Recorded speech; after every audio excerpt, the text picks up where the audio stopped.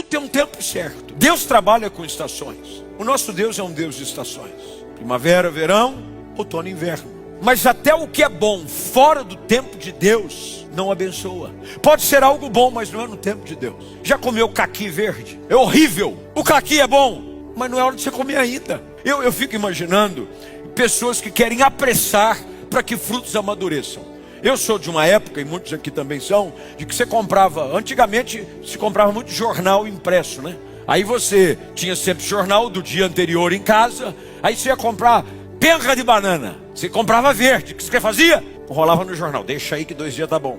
Tem gente que quer fazer isso com o princípio de Deus na sua vida, quer se enrolar. Tem gente que se enrola no jornal.